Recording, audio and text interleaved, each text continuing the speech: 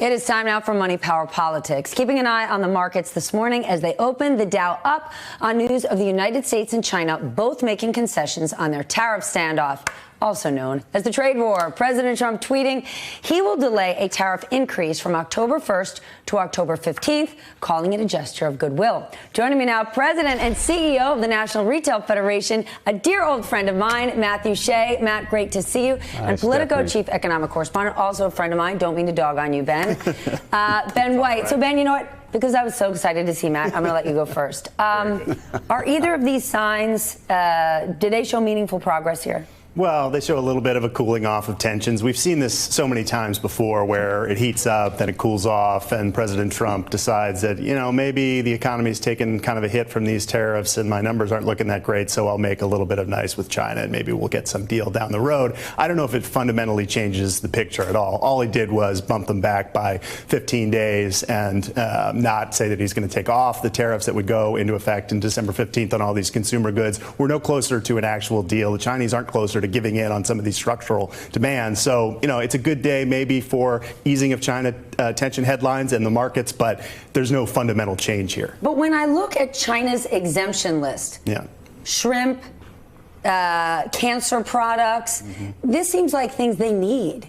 Well, right, yeah, sure. Well, shrimp, everybody needs shrimp, right? You need to import right, I'm as much saying shrimp not as something you can. that helps U.S. industry. Yeah. It seems like things that China's like, yo, I need this. Right, absolutely. And they need agricultural products, too. I think it's interesting that Trump tweeted again that China has made a promise to buy our agricultural products. I think this is at least the third, maybe the fourth time he said that's about to happen, and then it doesn't materialize, and they go buy agricultural products elsewhere because, lo and behold, there are other markets besides the United States that produce these things, and China can buy them, so they have alternatives to the U.S. So obviously, yes, the Chinese want to import some things from the U.S. and they want to exempt some things from this list, but they're not making huge concessions to the president right now. Matt, even people who support the idea, the spirit of the president taking on China can't understand why he continues to say we're winning this war, the U.S. consumer, the economy, we have felt nothing. Just a couple of days ago, Treasury Secretary Mnuchin said the United States has seen no impact as a result of these tariffs. But new data from the tariff tracker shows that American businesses are paying $6.8 billion in tariffs in the month of July. That is a 62% increase from this time last year. Yeah, you took the words right out of my mouth, Stephanie. Those numbers are pretty compelling. The tariffs hurt the Heartland Coalition, of which we're one of many organizations participating. There are about 150 trade and business groups that are part of the coalition. And the tariff tracker, I think, tells the story. We've been saying from the beginning, as you noted, I mean, we agree with the overall objectives, and I think there's a lot of bipartisan support here in Washington to accomplish many of the things that the administration wants to accomplish in terms of fundamentally restructuring the relationship between the United States and the Chinese.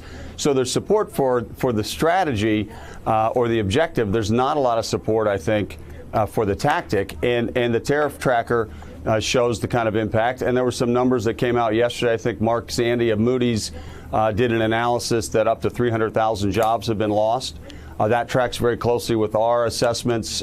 We assessed very early on, as early as last year, that if all of these tariffs went into effect on all $550 or $600 billion worth of goods imported from China at 25%, that there could be as many as 2 million U.S. jobs lost. So there are impacts here. They are measurable. They're being felt. And I think even the administration recognizes that based on the decision they took last month to delay the imposition of some of the fourth tranche of tariffs on some goods until the middle of December, as they said then. And high-ranking officials of the administration said, we don't want to jeopardize Christmas. We don't want to hurt consumers.